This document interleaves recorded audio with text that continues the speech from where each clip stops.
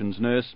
When his aorta burst, your opening of his chest with a sterilized penknife and stopping of his bleeding with your bare hands was first rate. But your Kia-ora when he regained consciousness was sloppy, so I'm going to have to fail you. Tom Scott's caustic cartoon comment on the Anna Penn case. Anna Penn, you may recall, was the trainee nurse who failed a hui. That is, she failed that component of her nursing course entitled Society and Culture, thereby, in spite of excellent marks in her other subjects, failing year one of her training. It was claimed she displayed insensitivity and disrespect to a kaumatua on a marae. Aside from the specifics of the case itself, the Anna Penn episode brought out into the open the entire phenomenon known as political correctness and its pervasive influence, particularly in our education system. Ostensibly, political correctness seeks to combat sexism and racism. Actually, it practices both. Taxpayers fund its practitioners to intimidate and tyrannize its victims. For the most part, it succeeds, and its victims remain silent. Today, some speak out. I shall affect no pretense of editorial neutrality on the subject. Political correctness, in my view, is a vicious evil. But what exactly is it? Walter Williams, professor of economics at George Mason University, Virginia, himself a black. Political correctness has to do, I believe, with not calling things as you see them, as they are. For example, you don't refer to people as short. You call them vertically challenged. The people who are handicapped or crippled, there's a new name. You call them differentially enabled. People that, at least when I was coming up, we called them bums. Now they call them homeless.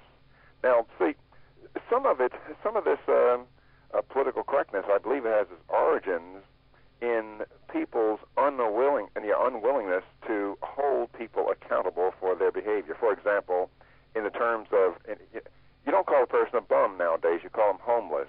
Okay, so if you call him homeless, this tends to take his responsibility for his condition away from him, because after all, you would never blame a person who became homeless as a result of a flood, homeless as a result of a hurricane. And so you just throw the bums into that category, and so you just don't hold them accountable. So I believe that the political correctness has a lot to do with what George Orwell talked about in 1984. That is, to introduce totalitarian into society, you have to corrupt the language. Now, for example, I wouldn't be allowed to call you a black now. You're an Afro-American. Well, indeed, and that's tragic. I think that, I'm 57 years old, so I've been called, I've gone through a number of names, and some haven't been that salutatory. But even just the term African American, that's utter nonsense to call an American black an African American, because after all, if you have a person, if you have an Afrikaner who was born in the United States, but his people come from the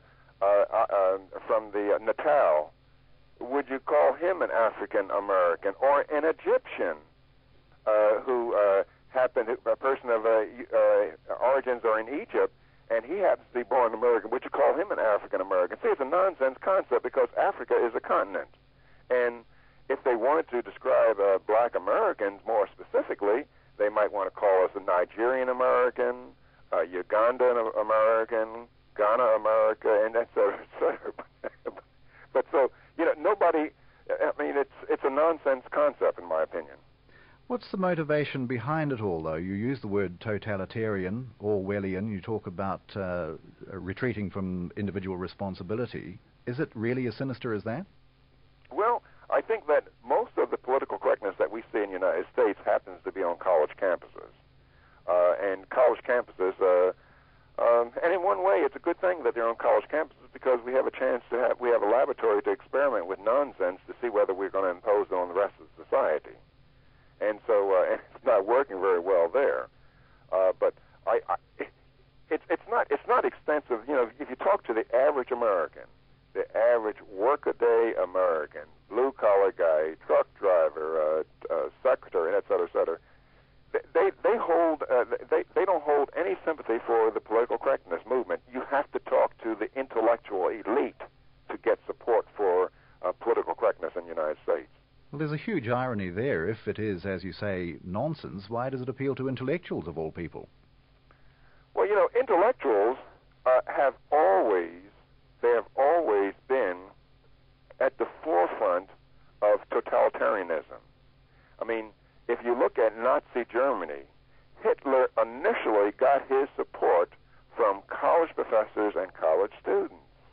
If you look at Lenin and Stalin, they got a lot of their support from the intellectual elite.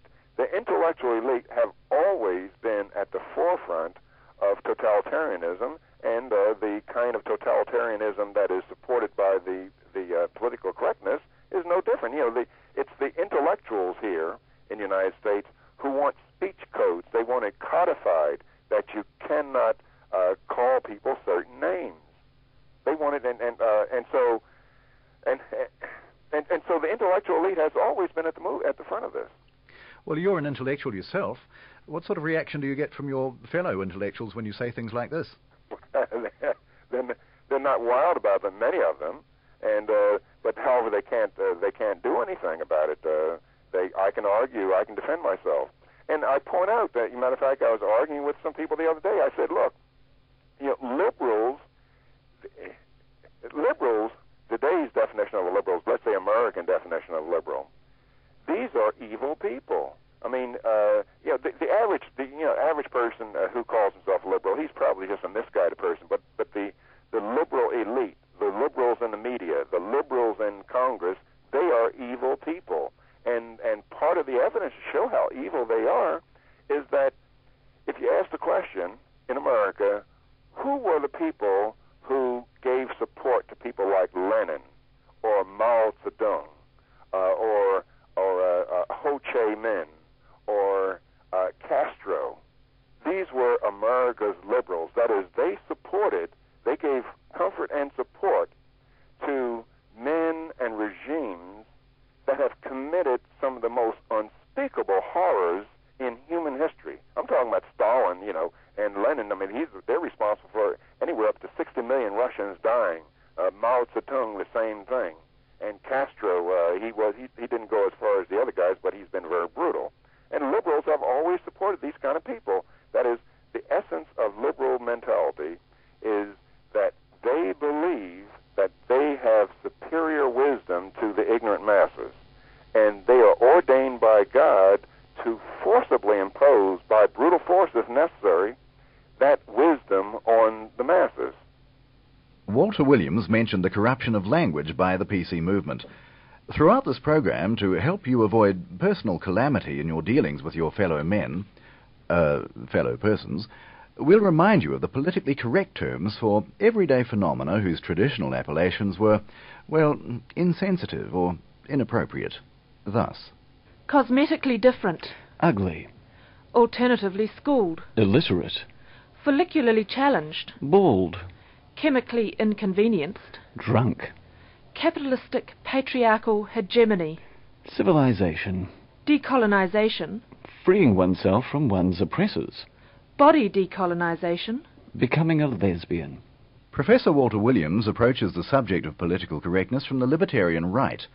But even on the left, whose brainchild political correctness is, there's a distaste for the offspring. Dr. Bob Mann is a retired lecturer in environmental studies at Auckland University, a former member of the Campaign for Non-Nuclear Futures, and an advocate of the egalitarian ethic.